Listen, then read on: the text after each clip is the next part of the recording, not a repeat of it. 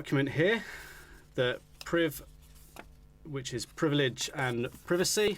Say quick thank you and sort of glorified initial start guide explaining how to use the device in a variety of languages.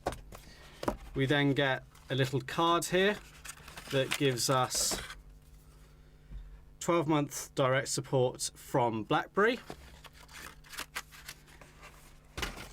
We then have another compartment that's got a little tool here. This is for popping in and out the SIM card tray and the micro SD memory card slot. And then there's a few sort of documents in this pouch here regarding the warranty and regulatory information and things like that. Then included in the box, we have a USB to micro USB cable. Fairly sort of standard setup. Because this is a UK model, we have a 3-pin UK mains adapter with USB connection on the top. This is Qualcomm Quick Charge 2 compatible.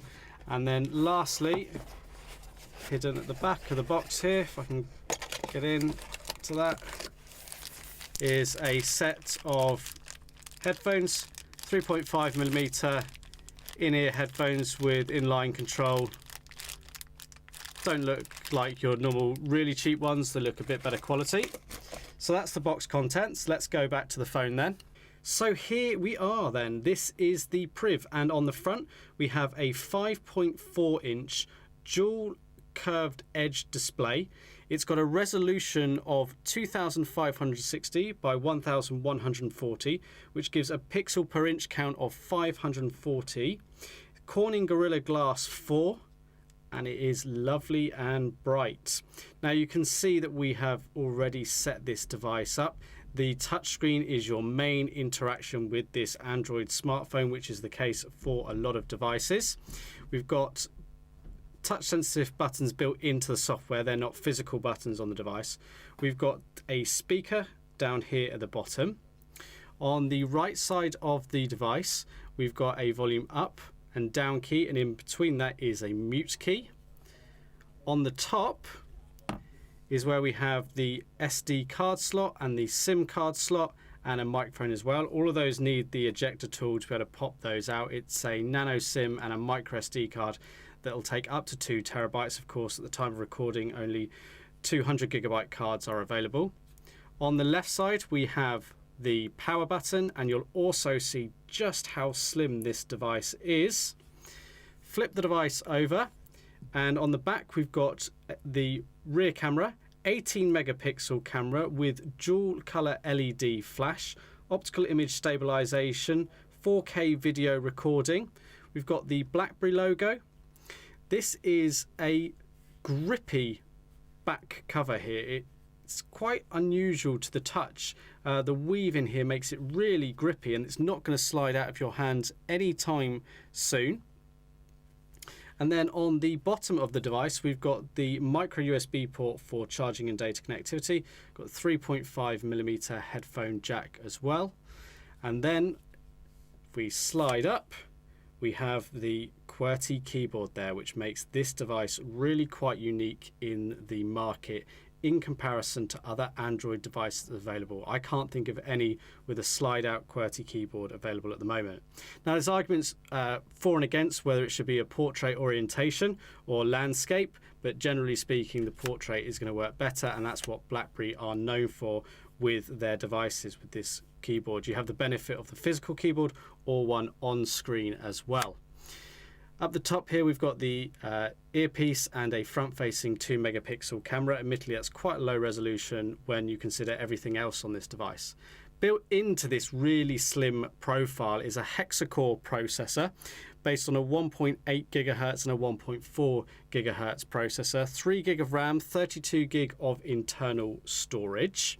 GPS, Wi-Fi, Bluetooth, all of that is present as you would expect. From the micro USB port here, we've got slim port video out as well. There's also a 3,410 milliamp hour battery, so this should get most people through a full day. I mean, sort of like 8 till 8, if not longer. Really quite impressive. Obviously too early to tell how that really does perform.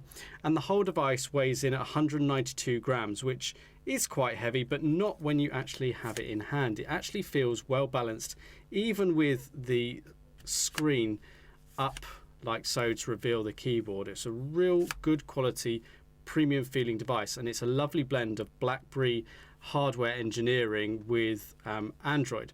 So let's delve into this a little bit more in terms of Android. So yes, it is Android. It's BlackBerry's first attempt at it. It's not what many would consider a pure Android experience, but it's pretty close. BlackBerry have put on some of their own features which you can choose to use or not. It's entirely up to you. It's running Android version 5.1.1. It is expected to get an update to Marshmallow, but the big thing here is BlackBerry aren't pushing the latest updates in that respect. It's all about security, and that's where the Priv gets its name from, because it's all about privacy and privilege, and the idea is you're much more secure on this device because of what BlackBerry put in.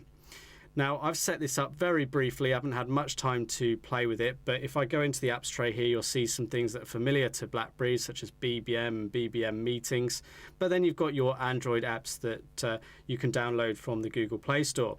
One of the big standout features is DTEC, an application that BlackBerry have put on this device to basically tell you how good the security is on your handset.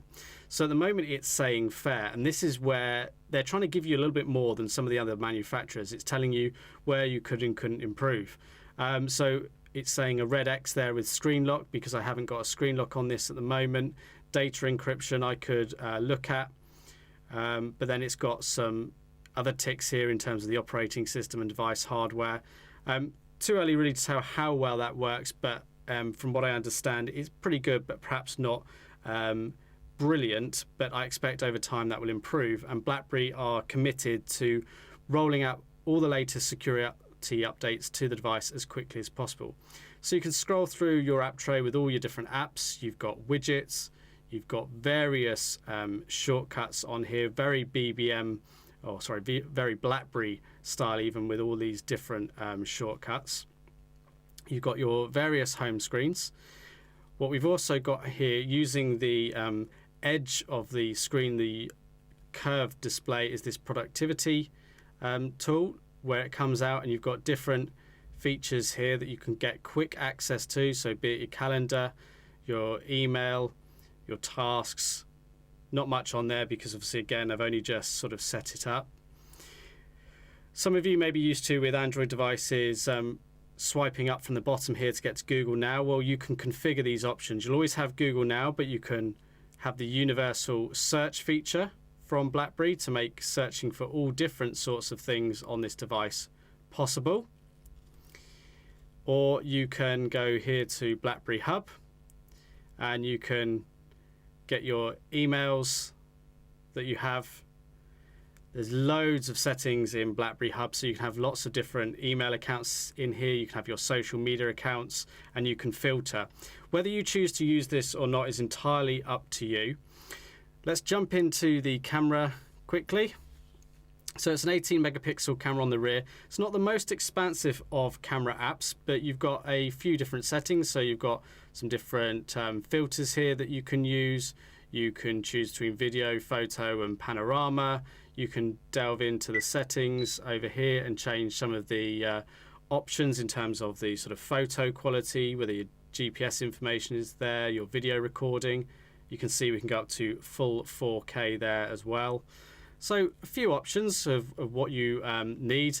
Initial sample images are quite positive, but probably a little bit of room for improvement over time.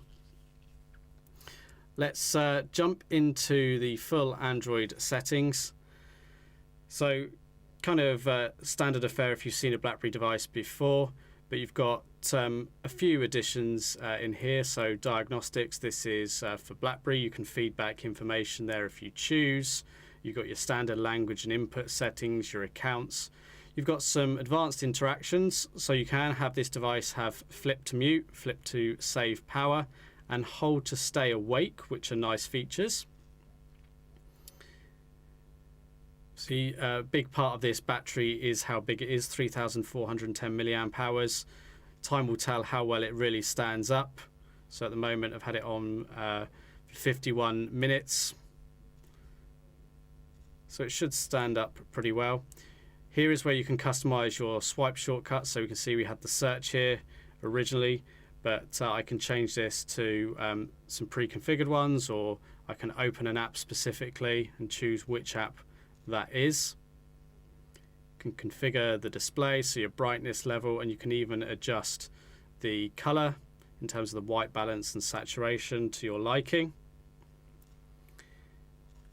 What I'm just going to now do is jump into a web browser, and you can see we've got the Clove mobile site here. Use the touchscreen as you would, but if I open up the keyboard, I can use it as a trackpad, and this was a feature that was present on the BlackBerry Passport, which is quite clever. I can go into the search and I can type here on the physical keyboard, or I can use the on-screen keyboard with BlackBerry's predictive text feature. So for some it might take a little bit of getting used to, but it's there as an option if you want to use either one of those.